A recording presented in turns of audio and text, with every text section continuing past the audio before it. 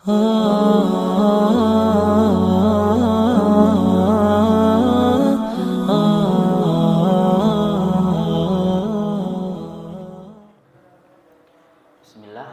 Assalamualaikum warahmatullahi wabarakatuh. Innal hamdalillah nahmaduhu wa nasta'inuhu wa nastaghfiruh wa na'udzu billahi min shururi anfusina wa sayyiati a'malina. Man yahdihillahu fala mudilla lahu wa man yudlil fala hadiya lahu. Ashhadu an la ilaha illallah wahdahu la sharika lahu wa ashhadu anna nabiyyana Muhammadan abduhu wa rasuluh. Allahumma salli wa sallim wa barik ala nabiyyina rasulina Muhammad wa ala alihi wa sahbihi wa man sara ala nahjihi ila yaumiddin. Qala Allah ta'ala fil Qur'an: Ya ayyuhalladzina amanu taqullaha haqqa tuqatih wa la tamutunna illa wa antum muslimun. Wa ba'du, fa inna asdaqal hadithi kitabullah wa khairal hadyi hadyu Muhammadin sallallahu alaihi wasallam wa syarral umuri muhdatsatuha wa inna kulla muhdatsatin bid'ah wa kulla bid'atin dhalalah wa kulla dhalalatin finnar. Ma'asyiral hadirin wal musyahidin rahimakumullah. Tak pernah lupa, selalu dan selalu kita memanjatkan puji kita dan syukur kita kehadirat Allah Azza wa Jalla atas segala nikmat-nikmatnya, yang mana di antara nikmat Allah Subhanahu wa taala, Allah memberikan kepada kita umur yang masih bisa bertemu kembali dengan bulan Muharram 1445 Hijriyah. Setahun telah berlalu, Allah Subhanahu wa taala masih memberikan kita umur untuk bisa memperbagus kembali amal ibadah kita di tahun ini. Kita memohon kepada Allah Subhanahu wa taala, semoga umur yang diberikan Allah kepada kita ini menjadi umur yang barakah. Semoga menjadi umur yang penuh akan amal-amal saleh yang menambah keimanan, bahkan sampai dengan puncaknya, dan Allah matikan kita, Allah wafatkan kita semua dalam keadaan keimanan tersebut dan husnul khatimah. Allahumma amin. Ma'asyiral muslimin wal muslimat rahimakumullah. Kemudian selalu dan selalu setelah kita memuji Allah, kita memanjatkan salawat serta salam kepada baginda Rasulullah, Nabiullah, Khalilullah, Muhammad bin Abdullah, Nabi kita bersama, Nabi Agung, Nabi akhir zaman, Rasul terakhir, Rasul ulul azmi, sebaik-baiknya utusan.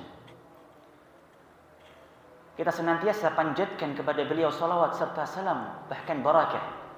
Semoga dengannya hal tersebut menjadikan kita salah satu dari umat-umat beliau sallallahu alaihi wasallam, yang mana Rasulullah sendiri pernah menyebutkan bahwasanya sungguh ada orang itu yang sangat pelit, bukan karena hartanya, bukan karena kekayaannya, jabatannya atau sebagainya, tapi karena ketika disebut namaku di sisinya, dia tidak bersalawat kepadaku. Maka kita panjatkan salawat kepada beliau sallallahu alaihi wasallam. Ma'asyiral muslimin wal muslimat rahimakumullah. Insyaallah pada malam yang berbahagia ini, di bulan Muharram yang mulia ini, Kita akan melanjutkan kajian Hilyatu Talibil Ilmi, kajian tentang adab penuntut ilmu. Mungkin pada waktunya kali ini sebenarnya adalah kajian hadis ya, oleh Al-Ustadz Abdul Quddus. Tapi karena qadarullah beliau berhalangan, maka kami menggantikannya, dan sudah sangat lama sekali waktu berlalu, saya belum duduk lagi di sini. Masya Allah. Jika saya duduk di sini pasti kajiannya adab. Insya Allah kita akan melanjutkan silsilah kajian dari kitab Perhiasan bagi para penuntut ilmu, karya Syekh Bakar Abdullah bin Abdullah Abu Zaid rahimahullah ta'ala. Pada pertemuan terakhir kita telah bahas bersama tentang kaidah-kaidah umum yang bisa bagi seorang penuntut ilmu itu jadikan pedoman, jadikan patokan, sehingga tidak salah ketika berjalan mencari ilmu. Siapapun ia, mau muda, mau tua, pokoknya dia mau mencari ilmu, khususnya ilmu syar'i, pedoman tersebut jangan sampai dilupakan, agar nantinya dia tidak salah mengambil langkah. Sedikit kita memurajaah, ya. Kita sampaikan di antara kaidah yang pertama adalah man lam yutqinil usula hurimal wusul. Barang siapa yang belum memantapkan pokok-pokok dari sebuah ilmu, maka dia diharamkan, dia terhalangi sampai kepada tujuan yang dia inginkan. Setiap ilmu itu memiliki pokok-pokoknya, memiliki matan-matan ilmunya. Kalau seorang ingin mempelajari akidah, dia mulai dari pokok-pokoknya dahulu. Pokok-pokoknya bagaimana? Apakah rukun iman itu? Ya. Para ulama banyak menuliskan kitab-kitab ringkasan yang itu mungkin hanya beberapa halaman, dihafal pun itu bisa. Dan memang bagusnya memang dihafal. Bagi yang mampu ya tentunya. Itu kaidah yang pertama. Kaidah yang kedua, man ramal ilma jumlatan zahaba anhu jumlatan. Barang siapa yang menginginkan ilmu itu sekaligus, terburu-buru dia, pengennya instan segera dapat banyak, dia nggak sabar. Apa yang terjadi? Zahaba, pergi. Ilmu itu pun juga akan pergi meninggalkannya jumlatan, sekaligus. Cepat hilangnya pasti. Tapi dengan yang bertahap dia ikuti dengan sabar, ya. Misalkan sepekan sekali, tapi rutin dia hadiri, ya, masya Allah, insya Allah. Ketika seorang itu sabar dalam mencari ilmu, Allah akan teguhkan, Allah akan mantapkan ilmunya tersebut. Tidak bisa sekaligus, perlu waktu yang panjang. Bahkan para sekali berulama itu, mereka kalau ditanya, Imam Ahmad misalnya, ila mata ya imam tatlubul ilm, sampai kapan Imam Ahmad engkau ini mencari ilmu? Engkau ini sudah imam, alim, ulama. Sampai kapan kok engkau masih duduk membaca, mengkaji dan lain sebagainya? Jawabannya ya sudah jelas, ilal maut, sampai kematian. Itulah butuhnya kita kepada ilmu, ya. Sebagaimana perintah Allah di dalam Al-Quran, wa'bud rabbaka hatta ya'tiyakal yaqin. Sembahlah, ibadahlah engkau kepada Rabbmu, ya, sampai datang kepadamu al-yaqin. Ditafsirkan oleh para ulama, di antaranya Ibnu Katsir, al-yaqin adalah al-maut. Dan ibadah itu perlu ilmu, jamaah. Para hadirin, perlu ilmu. Bukan cuma sekedar yang penting ibadah. Perlu ilmu. Dalilnya, Al-Qur'annya, dalilnya, hadisnya, bagaimana contoh dari para sahabat, itu yang kita butuhkan. Sampai kita mati pun kita masih butuh. Manusia banyak lupanya, banyak lalainya, sibuk ini, sibuk itu. Iblis itu menggoda dari segala sisi. Sabar mencari ilmu, tidak perlu terburu-buru. Baik. Kemudian setelah itu saya juga menyampaikan ada 6. Ya, selain dari 2 kaidah itu ada 6 perkara yang hendaknya juga diperhatikan oleh para penuntut ilmu di dalam mencari ilmunya. Kalau ini suatu Kalau yang tadi kan kaidah. Ini berupa tata cara, mungkin bisa dibilang begitu. Ya, ini tata caranya. Yang pertama, Syekh menjelaskan di sini rahimahullah, hifdzu mukhtasarin, menghafal ringkasan. Yang paling bagus itu menghafal memang. Tentunya semampu, ya, semampu kita semua. Kalau kita melihat para sahabat dahulu, mereka datang Islam ini pada umur mereka bukan yang muda-muda, maaf. Tapi yang sudah 40, 50. Bukan masa-masa yang lagi seger-segernya ya. Meskipun masa tersebut tetap seger sebenarnya. Taib. Mereka menghafalkan ayat-ayat Al-Quran. 1 ayat, ada yang 2, lebih mampu lagi 3 ayat. Masya Allah. Yang lebih mampu lagi ditambah lagi. Minimalnya sehari 1 ayat. Atau 1 ayat untuk 2 hari. Tapi dia ada keinginan menghafal. Itu. Menghafal ringkasan. Yang kedua, dhabtuhu ala syaikhin mutqin. Dia memantapkan hafalan itu, mempelajarinya kepada seorang syekh, seorang guru yang mutqin dalam ilmunya, yang benar-benar profesional, ya, yang benar-benar menguasai ilmu tersebut, agar tidak salah paham nantinya. Itu yang kedua, penting sekali. Dia sudah hafal, tapi dia lalu yang kedua pelajari apa yang dia hafalkan itu, gitu kan. Mungkin kalau dia menghafal pertama-tama sebatas tahu artinya saja. Oh begini. Yang penting dia mudah untuk menghafal. Tapi yang kedua ini stepnya adalah dia pelajari itu. Siapa tahu dapat banyak faidah. Oh begini, begini dan seterusnya. Dia mantapkan. Atau juga makna dhabtuhu juga bisa bermakna setorkan hafalan tersebut kepada seorang syekh, sehingga syekh tersebut menyimak apakah ada yang salah dalam hafalan tersebut. Oke. Yang ketiga, adamul ishtighali bil mutawwalat wa tafariqil musannafat qabla ad-dhabt wal itqan.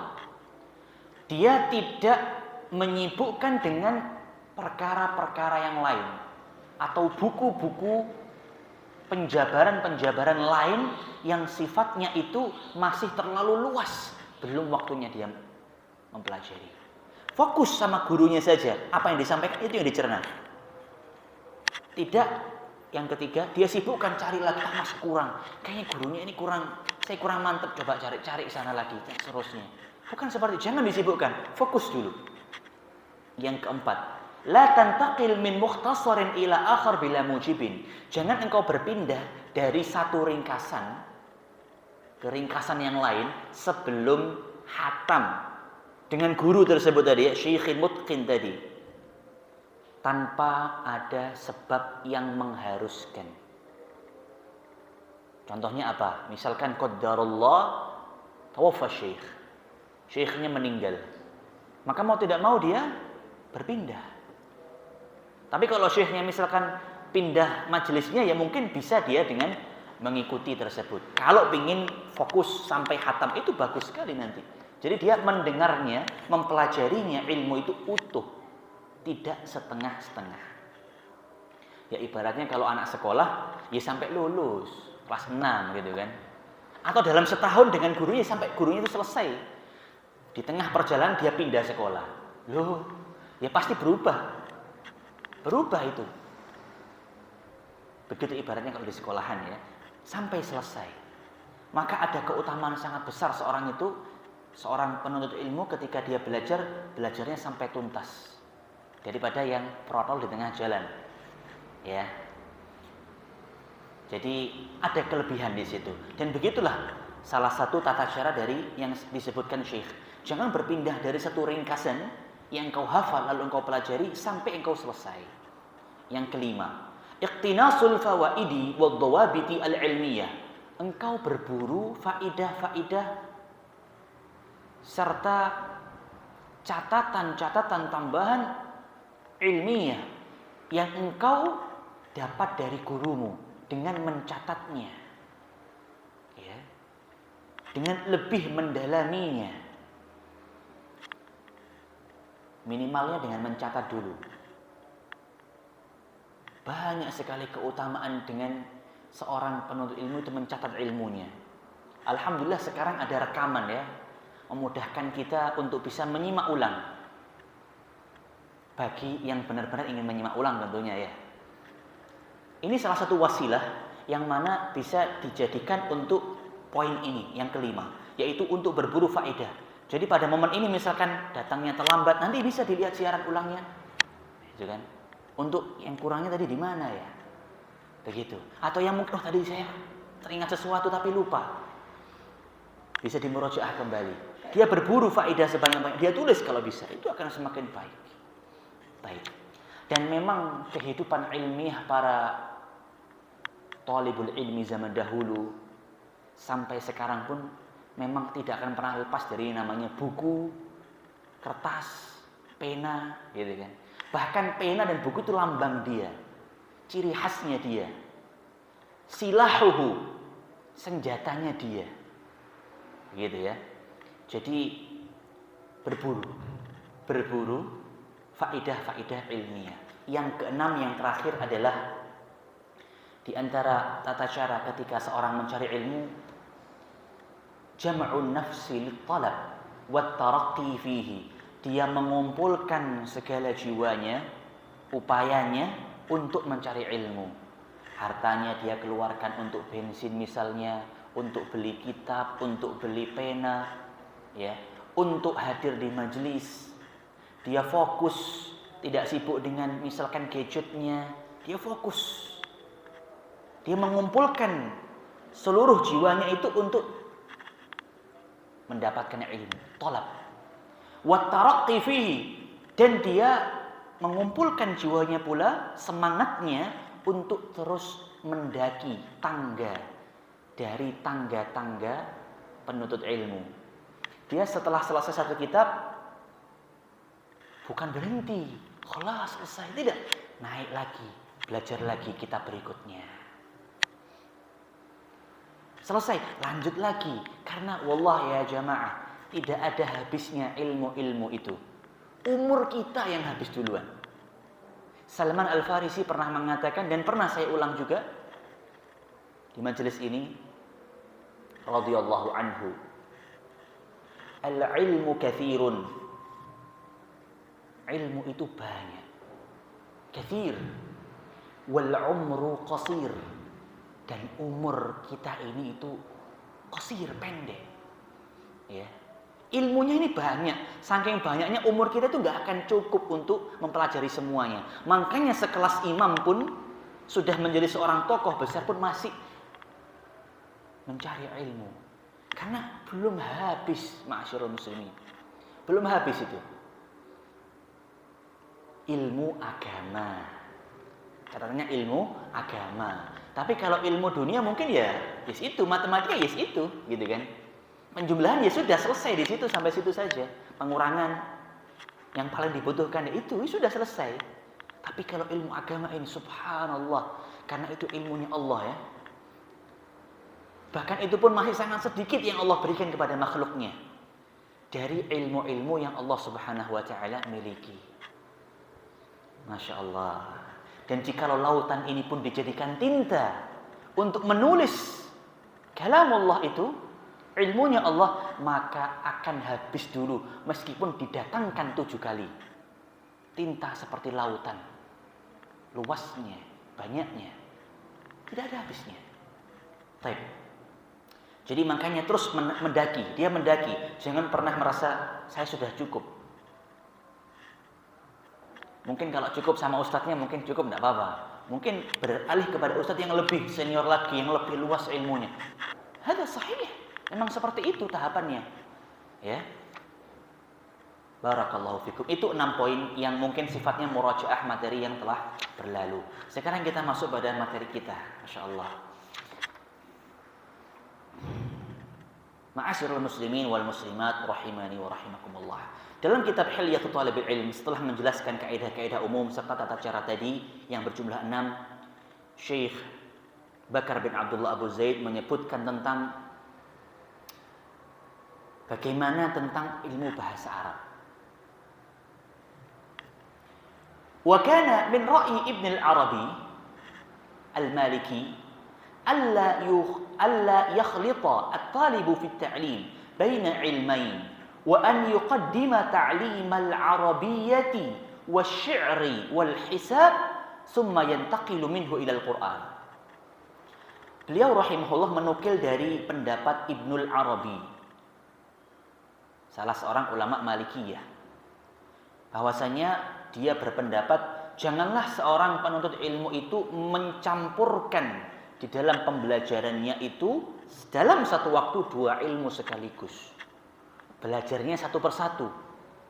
Kalaupun bisa satu sampai khatam baru dia lanjut ke ilmu berikutnya. Seperti itu. Tidak baik ketika dia menggabungkan dalam satu waktu itu banyak ilmu. Dengan catatan tentunya jika dia tidak mampu, ya. Sebagaimana kalau di sistem pendidikan kita sekarang ini kan Masya Allah, sehari itu berapa pelajaran di sekolah itu? Kan banyak itu. Kalau menurut Ibnu Arabi ini nggak pas ini. Kalau menurut beliau ya. Jadi menurut beliau ini selesaikan satu dulu. Mungkin tahun pertama fokus matematika sampai selesai misalkan. Atau bahasa dulu sampai selesai baru berganti. Terus seperti itu. Tidak dalam satu waktu dibagi-bagi. Tapi ini salah satu pendapat. Ya. Dan memang beliau ini kenapa berpendapat seperti ini? Agar pemahaman dari seorang siswa, murid itu bisa fokus. Dan itu lebih mudah bagi mereka. Biasanya begitu. Daripada langsung banyak. PR-nya pun juga banyak blur. Ujian pun juga Masya Allah. Nah seperti itu. Dengan catatan nanti akan diralat oleh penulis sendiri ya. Bagaimana pendapat beliau. Kita lanjutkan dulu. Beliau juga berpendapat bahwasanya hendaknya seorang penuntut ilmu mendahulukan belajar bahasa Arab. Ibnul Arabi Al-Maliki. Dahulukan belajar bahasa Arab, belajar syair-syair ya, belajar hisab, matematika yang praktis tentunya ya. Setelah itu dia bisa summa yantaqil, dia pindah kepada Al-Qur'an. Memang zaman dulu belum seperti kita sistemnya ya. Jadi lebih kepada ilmunya bahasa Al-Qur'an, mungkin hadis. Masih jarang seperti ada ilmu IPS, IPA, geografi. Kemudian nanti matematika ada banyaknya dari segi pembagiannya, geometri, trigonometri dan seterusnya ya. Banyak sekali. Kalau dahulu pertama dia belajar bahasa dulu. Karena memang saat itu, saat zaman beliau, di antara peradaban yang sangat maju itu dipegang oleh Islam. Ya. Yang mana saat itu banyak kitab-kitab para ulama berbahasa Arab. Maka ketika dia mempelajari bahasa Arab terlebih dahulu, dia terbuka itu pintu-pintu ilmunya. Dia sudah punya kunci, gitu kan? Dia mencari kuncinya dulu. Setelah punya kuncinya dia masuk bisa. Mau masuk yang sini bisa, yang situ bisa, seperti itu. Makanya belajar bahasa Arab dulu. Atau syair-syairnya dan juga matematika yang praktis tadi. Kemudian baru setelah itu Al-Qur'an. Kenapa kok beliau berpendapat seperti itu?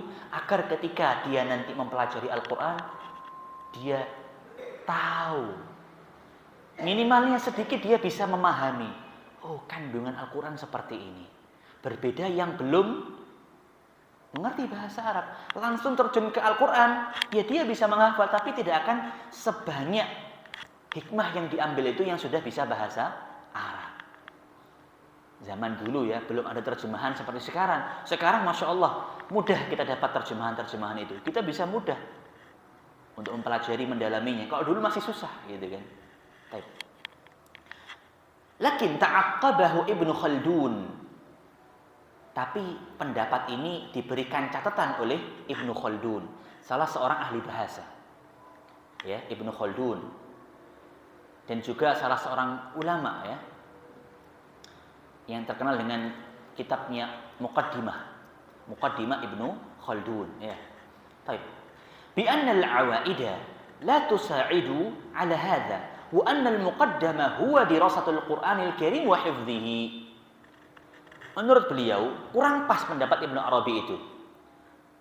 Seharusnya yang dia dahulukan adalah mempelajari Al-Qur'an.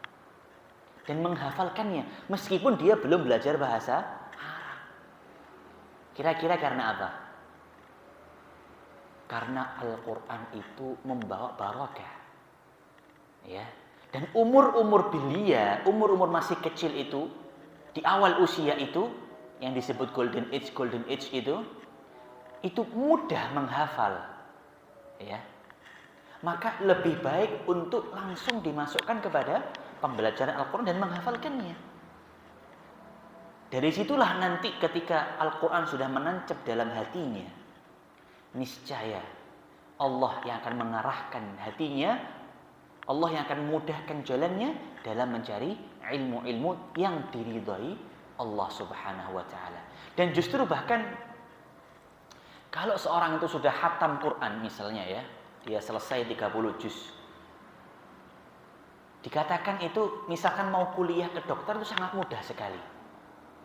Ketika mempelajari, bukan mungkin dari segi beasiswa bukan, tapi ketika belajar itu wallah ada yang seperti itu. Bahkan dia termasuk yang berprestasi. Saya membaca beberapa mereka yang sudah khatam Al-Quran, diberi beasiswa, ternyata ketika masuk di kuliah kedokteran itu, kedokteran loh, subhanallah. Salah satu kuliah yang sangat menjelimet ya, sangat banyak sekali istilah-istilah dan perlu kejelian, kehati-hatian. Ternyata orang yang hafidh Quran itu mudah di situ. Bahkan dia berprestasi di situ. Masya Allah. Itulah barokahnya Al-Quran. Li'anna al-walada ma dama fil hijri yanqadu lil hukmi. Di antara sebabnya disebutkan oleh Syekh juga, yakni Ibnu Khaldun ya. Karena kalau seorang anak itu masih anak dia, yang masih dalam buayan orang tuanya, masih dekat dengan orang tuanya, fil hijri, dalam pengawasannya, yanqadu lil hukmi, dia itu gampang taat dengan hukum, dengan peraturan dari orang tuanya, dengan perintahnya. Kalau anak zaman sekarang kan kita lihat ya, meskipun kecil kadang sudah dablek ya, tapi insya Allah tidak. Aslinya seorang anak yang masih belia itu dia lebih mudah untuk diatur, lebih mudah diarahkan. Fa'idha tajawazal bulugha su'uba jabruhu. Kalau sudah sampai dia baligh, naik umurnya, semakin bertambah, masa remaja, naik lagi, ya, pasca remaja misalnya, semakin susah untuk jabruhu, untuk misalkan memberikan arahan, aturan, bahkan memaksa tidak bisa, gitu kan? Kalau masih kecil kan orang tuanya mengarahkan, "Wis, ini dulu nak, kamu sekolah di sini." Kan nggak mungkin. Masih kecil, "Kamu mau sekolah di mana nak? Sekolah ini, sekolah itu?" Ya. Kalau banyak mainannya, dia pasti milih yang banyak mainannya gitu kan. Masih belum tahu. Nah, dan masih mudah juga, sini aja sekolah. Iya, ngikut saja. Begitulah anak-anak. Makanya diarahkan untuk mempelajari Al-Quran dan juga menghafalkannya. Dan Masya Allah di sekolah Al-Irsyad ini sudah mengambil metode itu insya Allah. Banyak pelajaran-pelajaran Al-Qurannya. Insya Allah semoga dengan menambah jam Al-Quran, program tahfidz itu menambah keberkahan pendidikan di Al-Irsyad ini. Amin ya rabbal alamin. Wa ammal khaltu fi ta'lim baina ilmaini fa akthar fa hadha yakhtalif bi ikhtilafil muta'allimina fil fahmi wan nasyar.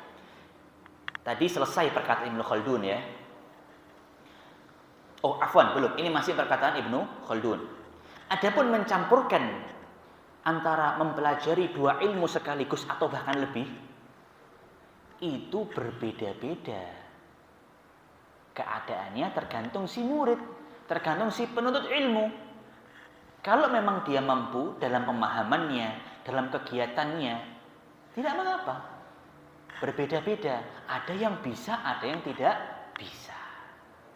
Nah, jadi baik itu pendapat yang pertama dari Ibnu Arabi itu ada kelebihannya, atau pendapat Ibnu Khaldun pun juga ada kelebihannya. Tinggal bagaimana kita memposisikan yang paling pas. Kalau saya sendiri tentunya ya sudah, pendidikan Al-Quran itu paling utama kalau bisa di awal golden age dari para anak-anak kita, anak didik kita bersama. Baik. Bahkan kita pun yang sekarang duduk di sini, insya Allah ini juga masih termasuk golden age. Karena masih produktif, bisa dia itu berjalan ke majelis ini untuk menunaikan sholat berjamaah, kemudian menghadiri majelis ilmu untuk aktivitas itu masih golden itu insya Allah. Meskipun sudah agak pudar-pudar emasnya itu ya,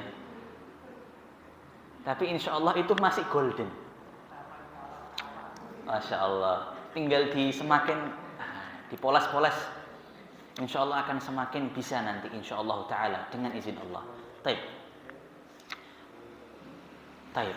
Kemudian sekarang setelah beliau membawakan pendapat ini, beliau membawakan bagaimana keadaan atau tahapan dari para penuntut ilmu khususnya di Saudi, ya, karena beliau asal dari Saudi Arabia, ya, dari Jaziratul Arab. Maka keadaan para penuntut ilmu di sana itu disebutkan di sini dari pembelajarannya apa saja, dari mana, kitab apa yang dipakai, seperti itu. Baik. Sebelum masuk kepada poin tersebut, Syekh menyebutkan wal halu huna takhtalifu min talibin ila akhar bi ikhtilafil qara'ih wal fuhum. Dan keadaan kita di sini, yakni di tempat beliau Syekh Bakar bin Abdullah rahimahullah itu berbeda, tidak bisa disamakan begitu ya dengan keadaan para penuntut ilmu lain di berbagai belahan dunia. Kalau di sana mazhab utamanya adalah mazhab Hambali, ya, mudahnya begitu. Kalau di Indonesia mazhab utamanya adalah Syafi'i, maka pasti akan ada perbedaan dari kitab-kitab apa yang akan dipakai. Begitu. Jadi jangan sampai kok beda. Mana yang betul?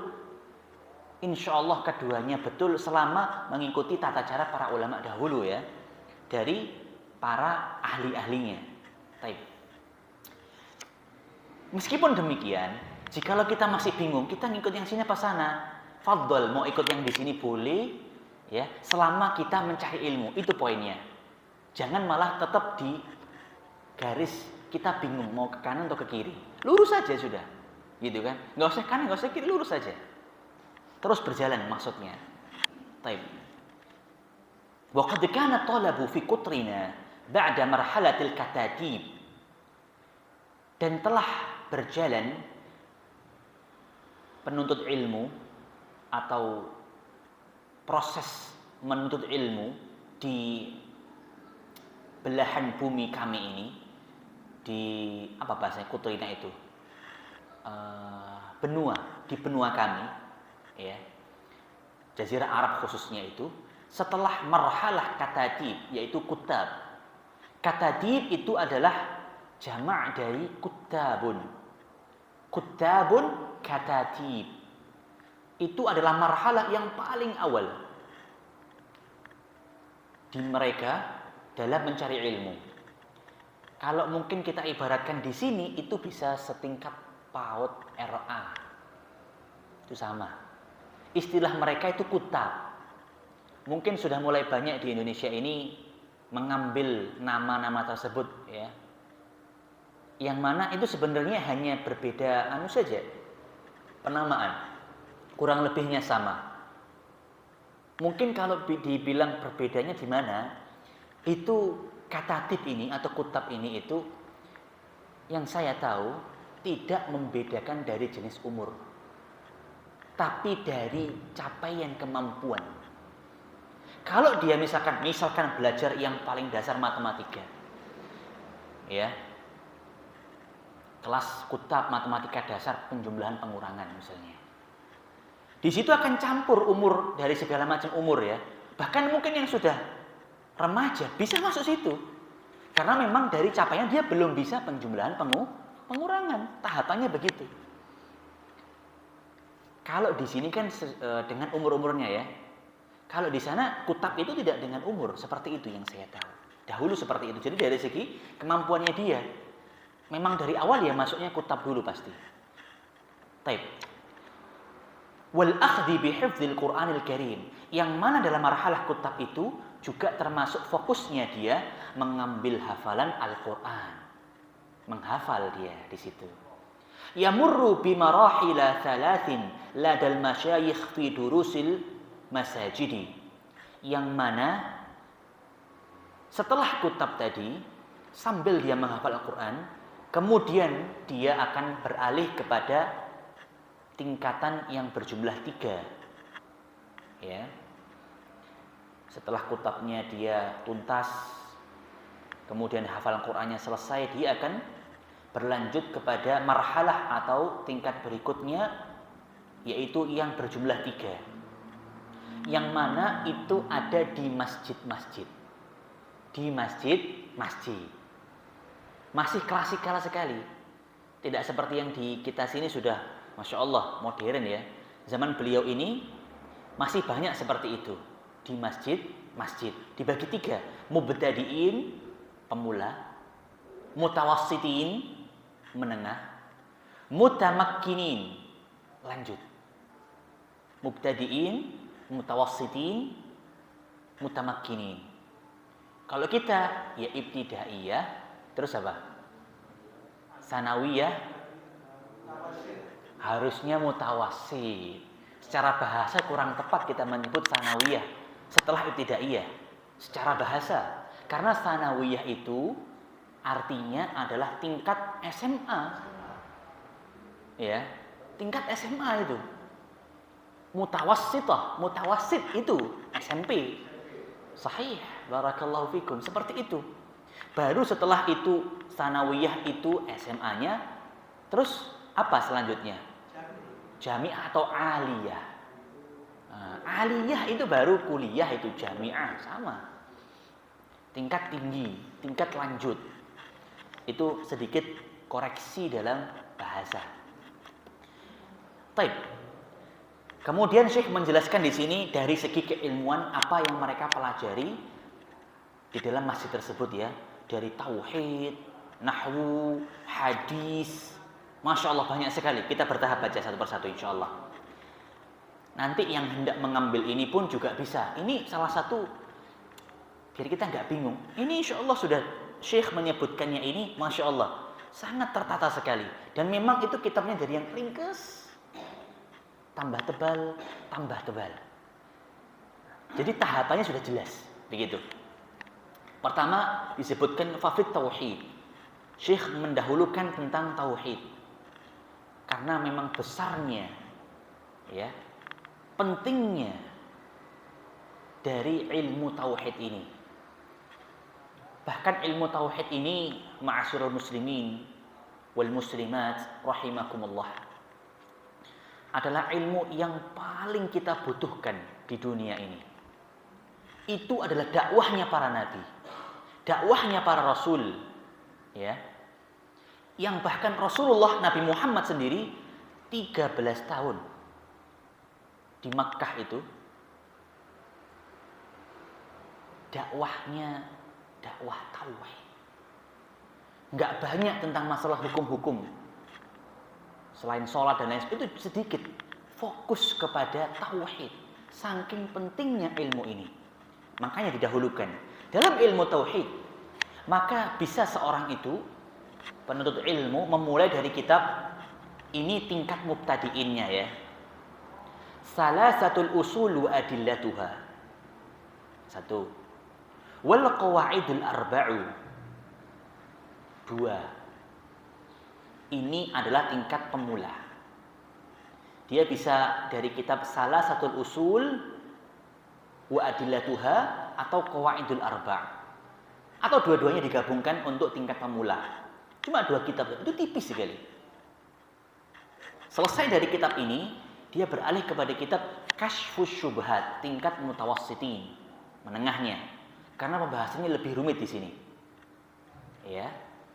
Lalu setelah itu barulah tingkat terakhir dia memakai kitab Kitabut Tauhid. Yang mana keempat-empatnya itu semua karya satu orang.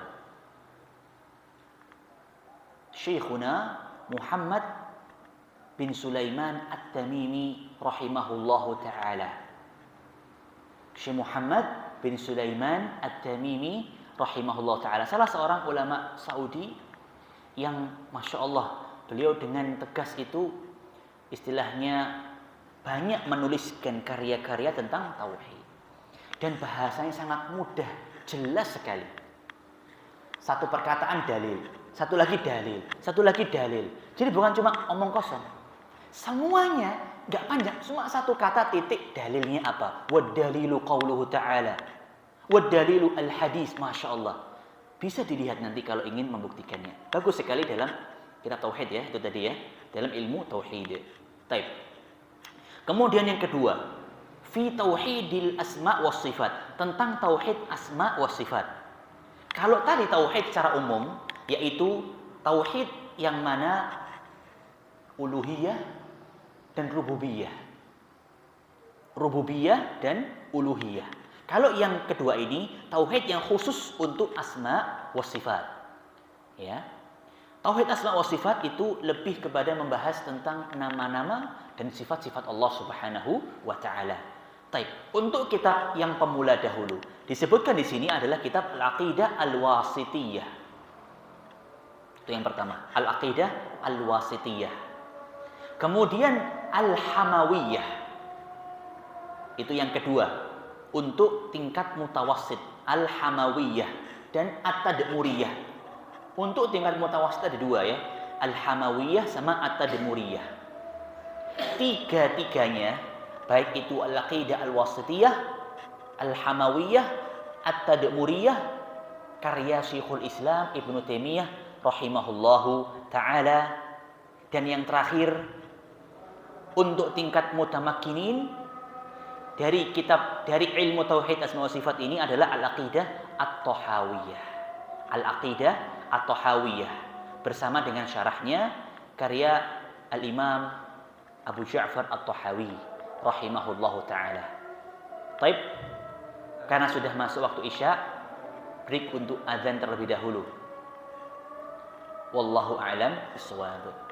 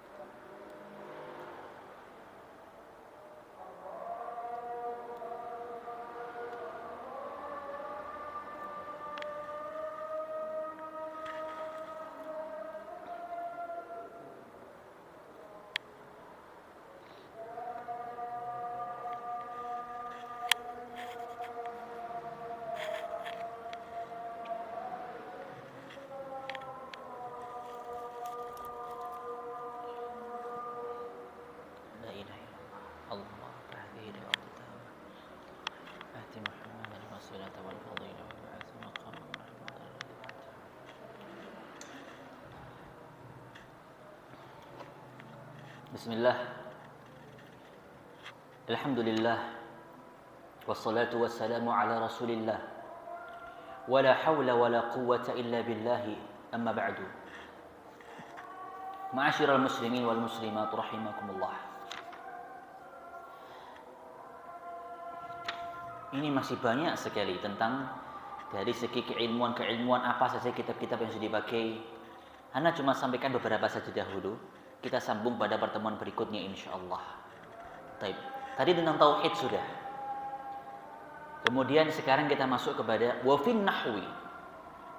Di dalam ilmu nahwu.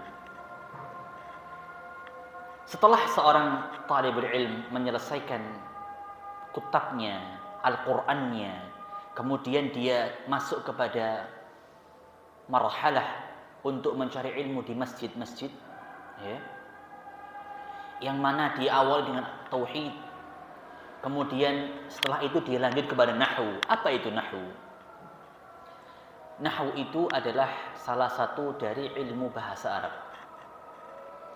Salah satu dari ilmu bahasa Arab yang merupakan di antara pentingnya, ya,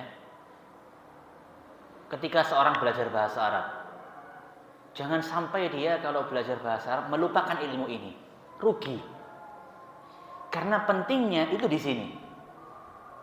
Yang mana menjadikan Al-Qur'an itu mukjizat, ya, di antaranya karena ada nahwu yang harus di situ dipenuhi, ya. Kalau tidak terpenuhi maka akan rusak itu nanti tatanan atau makna dari sebuah kata. Nahwu itu suatu hal yang mungkin jarang diperhatikan oleh para penuntut ilmu. Karena agak lebih rumit membahas kaidah-kaidah.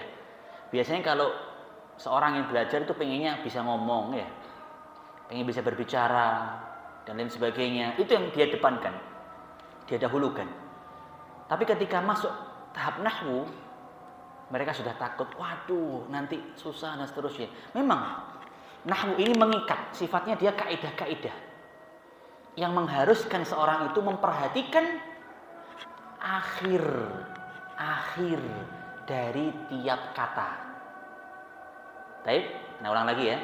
Ilmu nahwu itu adalah ilmu yang membahas akhir tiap kata dalam bahasa Arab. Contohnya dibaca dengan Muhammadun, Muhammadin atau Muhammadan, mana yang betul? Ya toh? Tayyibun, tayyibin apa tayyiban? Bisa bun, bisa bin, bisa ban. Itu yang menentukan nahwu. Dan itu bisa menjadikan salah satu dari beberapa makna yang harusnya itu baik menjadi buruk, ya, yang benar menjadi salah. Apalagi kalau konteksnya di Al-Qur'an. Fahim tuh? Baik. Penting belajar ilmu nahwu ini. Di antara pelajaran ilmu nahwu, yang pertama bagi pemula itu bisa memulai dengan kitab Ajurumiyah. Al-Ajurumiyah. Karya Al-Imam Al-Ajurum, salah seorang ulama Maroko kalau tidak salah. Ya. Ini salah satu kitab yang ringkas, yang Masya Allah dipakai banyak di pondok-pondok, ya, sebagai tahap awal bagi yang ingin belajar nahwu. Ajurumiyah atau jurumiyah, wis lah, kurang lebih arahnya ke situ, itu sudah termasuk maksudnya ini. Yang kedua, untuk mutawassitin, dia memakai kitab Mulhatul I'rab. Untuk Mulhatul I'rab ini adalah karya dari Al-Imam Al-Hariri. Kemudian yang berikutnya tingkat lanjut, ya, pertama sudah dari Ajurumiyah, terus mutawassitinnya Mulhatul I'rab. Kemudian yang ketiga tingkat lanjut ini ada dua kitab disebutkan, Qatrun Nada dan Alfiyah Ibnu Malik. Alfiyah Ibnu Malik sudah paling puncak itu dalam ilmu bahasa, nahwu khususnya, ya, di dalam bahasa Arab. Dan Masya Allah, untuk yang nahwu ini saya melihat sendiri itu ada di Indonesia dipakai susunan seperti ini. Mereka ketika mengajarkan bahasa, Khususnya ilmu nahwu dimulai ajurumiyah dulu. Untuk mubtadi'in. Tapi yang mutawassitinnya mungkin berbeda-beda ini. Kalau di beberapa pondok ada yang pakai kitab Al-Imriti, ya. Ada juga yang lainnya dan lain sebagainya. Tapi kemudian pasti di akhir nanti Alfiyah Ibnu Malik. Ustadz, tadi kitab-kitabnya ini bahasa Arab, terjemahannya ada apa tidak? Ada. Masya Allah, banyak sekarang terjemahan dari kitab-kitab tersebut bagi yang ingin mempelajari di terjemahan, ya. Tapi Ana sarankan kalau bisa ya bahasa Arabnya sekalian. Nanti tentunya belajar dengan guru. Dan subhanallah, media Allah buka untuk kita. Insya Allah ketika ketik di salah satu channel YouTube misalnya, pelajaran kitab bla bla bla, muncul nanti insya Allah, ya kan? Memudahkan kita, tinggal kitanya saja, begitu. Intinya ini dibuat susunan sedemikian rupa itu biar tidak salah, langsung masuknya Alfiyah Ibnu Malik. Gak usah jurumiyahan, gak usah mulhatul i'rab, langsung Alfiyah Ibnu Malik. Ya pasti dia putus asa. Kok nggak mari-mari nak belajar ini ya? Sudahlah, pulang dia. Lah, Al-Jurumi itu tipis, Al-Alfiyah itu tebel, 1000 bait. Bayangkan, panjangnya dan rumitnya lebih rumit karena banyak perselisihan tentang bahasa di situ. Itu contoh dalam ilmu nahwu saja ya. Taib. Kemudian mungkin yang terakhir adalah al-hadis. Yang terakhir adalah yang dalam ilmu hadis. Ilmu hadis. Di sini Syekh menyebutkan untuk tingkat pemula adalah al-arba'in. Milik siapa kira-kira ini? Al-Imam An-Nawawi. Al-Imam An-Nawawi. Al-Arba'in An-Nawawiyah. Kan biasanya begitu. Tapi tahu tidak nama asli kitab itu? Aslinya bukan Arba'in Nawawi. Itu nama masyhur. Nama asli kitab ini adalah Al-Arba'una fi Mabanil Islam wa Qawaidil Ahkam.